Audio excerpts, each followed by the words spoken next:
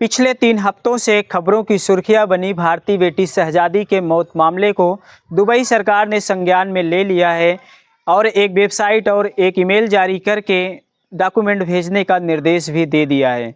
साथ ही स्थानीय लोगों से शिकायत, सुझाव और साक्ष्य भी मांगा है और यह भी कहा है कि डॉक्यूमेंट पहुंचने के बाद अगले दिन मामले का निस्तारण कर दिया जाएगा और एक टोल फ्री नंबर भी जारी कर दिया गया है। इन सब आदेशों की एक छाया प्रति जेल में बंद पीड़िता शहजादी के पास भी भेज दिया है। जब से यह खबर मीडिया में आई है तब से अपील कर रहे भारतीय लोगों में थोड़ा उम्मीद की आस जगी है। लेकिन शहजादी दुबई कैसे पहुंची, उसका यह हाल किसने किया, किस जुर्म में उसे फांसी की सज़ा सुनाई गई, इन सब सवालों के जवाब आगे हम जानेंगे इसी वीडियो में विस्तार से। नमस्कार, स्वागत है सच्ची घटनाओं पर आधारित क्राइम स्टोरी के इस नए एपिसोड में। आज की जो सच्ची घटना है वह उत्तर प्रदेश राज्य के बांदा जिले के अंतर्गत मटौंध थाना क्षेत्र के गोयरा मुगली गांव की सच्ची घटना है। यहां के स्थानीय निवासी शब्बीर खान जो बेहद गरीब हैं, उनकी 3 पुत्रियों में सबसे छोटी बेटी शहजादी की कहानी है, जो आज जिंदगी की आस में मौत के बेहद पास खड़ी है। उसके गमों की कहानी शुरू होती है आज से लगभग 25 साल पहले, जब उसकी अवस्था रही होगी 9 साल। खाना बनाते वक्त एक बार वह आग से झुलस जाती है। इसके बाद गंभीर हालत में उसे अस्पताल लेकर जाया जाता है। डॉक्टर कड़ी मशक्कत के बाद शहजादी को तो बचा लेते हैं, लेकिन उसके चेहरे की रंगत चली जाती है। साथ इसके बाद भी परिस्थितियों से लड़कर शहजादी जिंदगी जीने की इच्छा को जारी रखती है। घर की आर्थिक स्थिति अच्छी नहीं होने की वजह से पढ़ाई लिखाई तो ज़्यादा नहीं कर पाती, फिर भी वह बड़ी होने के बाद रोटी बैंक नामक NGO से जुड़कर समाज सेवा का कार्य करने लगती है। 2021 का वह दौर जब पूरी दुनिया कोरोना महामारी से उबर नहीं पाया था। कुछ लोग बेहद ज़्यादा चपेट में थे। ज़्यादातर लोग समय अपने घर पर, ऑफिस में ही बिताते थे, सोशल साइटों पर बिताते थे। उसी दौरान शहजादी की भी दोस्ती फेसबुक के जरिए आगरा निवासी उज्जैर खान से हो जाती है। लेकिन यह दोस्ती धीरे धीरे बढ़ती चली जाती है। जब प्यार में बदल जाती है तो एक दिन उज्जैर खान कहता है कि मैं तुमसे बेहद प्यार करता हूँ। तो शहजादी कहती है कि मैं चेहरे से सुंदर नहीं हूँ, आप मुझसे प्यार नहीं कर पाओगे। लेकिन उज्जैर खान कहता है कि नहीं, मैं तुम्हारे जिस्म से नहीं, चेहरे से नहीं, बल्कि रूह से प्यार करता हूँ, मैं तुमसे सच्चे दिल से प्यार करता हूँ। उसके इस तरह मीठी बातों में शहजादी को विश्वास हो जाता है। वह भी प्यार के लिए हाँ कर देती है। इसके बाद उज्जैर खान कहता है कि मैं तुमसे शादी करना चाहता हूँ। तो शहजादी कहती है कि ठीक है। फिर उज्जैर खान आता है बांदा में शहजादी से मिलने। तब उसे पता चलता है कि शहजादी वास्तव में चेहरे से सुंदर नहीं है, जलने की वजह से इसका चेहरा कुरूप हो चुका है। फिर भी वह उस टाइम तो कुछ नहीं कहता, लेकिन शहजादी को यह जरूर आश्वासन देता है कि मैं तुम्हें आगरा ले चल के अच्छे डॉक्टर से इलाज करवाऊंगा, ज़रूर तुम ठीक हो जाओगी, तुम हार मत मानो, तुम जैसे भी हो मेरे लिए ठीक हो। शहजादी उसकी बातों में आ जाती है। फिर नवंबर 2021 की बात है, जब अपने प्यार के झांसे में लेकर उज्जैर खान शहजादी को आगरा जाता है। वहां पर वह अच्छे डॉक्टरों से इलाज तो नहीं करवाता है, लेकिन फॉर्मेलिटी ज़रूर पूरा करता है। इसके बाद महीने भर अपने पास रखता है, उसके साथ मौज मस्ती करता है। फिर 21 दिसंबर 2021 की बात है, जब वह शहजादी को लेकर दुबई जाता है, यह कहकर कि तुम चलो, दुबई में इससे भी अच्छे डॉक्टर हैं, वहाँ पर मेरे फूफा और बुआ रहती हैं, वहाँ मैं ज़रूर तुम्हारा इलाज करवा दूंगा और वहाँ पर सामाजिक सेवा संस्था से जुड़कर तुम काम भी कर सकते हो, समाज सेवा का, जो यहाँ पर कर रही हो। शहजादी उसकी बातों में आ जाती है। फिर 21 दिसंबर 2021 को फ्लाइट वह पकड़ता है और दुबई शहजादी को लेकर पहुँच जाता है।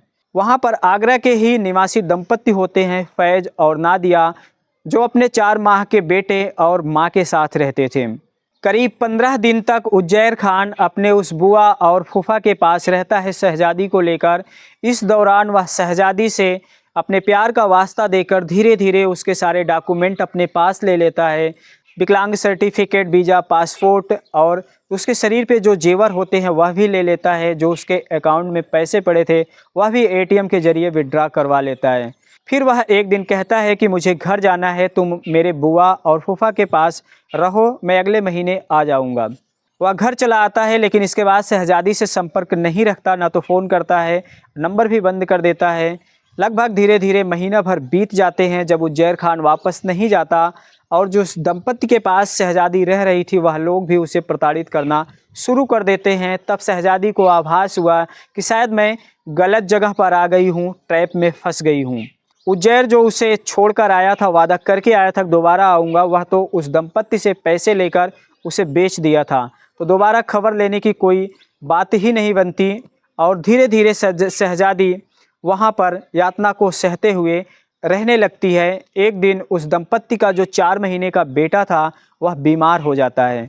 उसे अस्पताल लेकर जाते हैं, टीका लगवाने लेकर आते हैं, कुछ दवाइयाँ पिलाने की दी गई।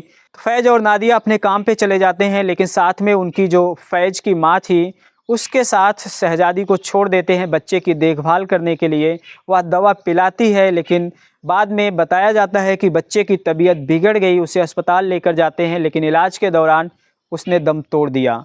बच्चे के मरने का आरोप शहजादी पर फैज़ और नादिया ने लगाया, जिसके जुर्म में वहाँ की कोर्ट ने फांसी की सज़ा सुनाई और फांसी भी इसी साल 20 सितंबर के बाद दी जानी है। यह खबर जब पीड़िता के माध्यम से भारत में रह रहे उसके माता पिता को मिलती है तब उनके होश उड़ जाते हैं। वह रोने लगते हैं कि आखिर मेरी बेटी दुबई कैसे पहुंच गई, उसे किस जुर्म में फांसी दी जा रही है। उन्हें कुछ समझ में नहीं आ रहा था। फिर वह स्थानीय लोगों से, तमाम सामाजिक संगठनों से, डीएम के माध्यम से, प्रधानमंत्री और राष्ट्रपति से मदद की गुहार लगाते हैं कि मेरी बेटी को बचा लीजिए, वह निर्दोष है। इसके बाद मीडिया के माध्यम से यह खबर जब लोगों तक पहुंचती है तब तमाम सामाजिक संगठन के लोग, राजनीतिक दल के लोग पीड़िता के घर पहुंचते हैं और मदद का आश्वासन देते हैं। लोगों के अपील करने का और भारत सरकार की पहल करने का ही नतीजा है कि दुबई सरकार इस मामले पर पुनर्विचार करने के लिए राजी हो गई है और सब लोग अपील कर रहे हैं कि शहजादी की फांसी की सज़ा माफ़ कर दी जाए। मैं भी इस वीडियो के माध्यम से यही अपील करता हूं कि शहजादी की सज़ा माफ़ करके उसके माता पिता से मिलने का ज़रूर मौका दिया जाना चाहिए, तभी सचमुच में जो अपराधी हैं उनका पता चल पाएगा।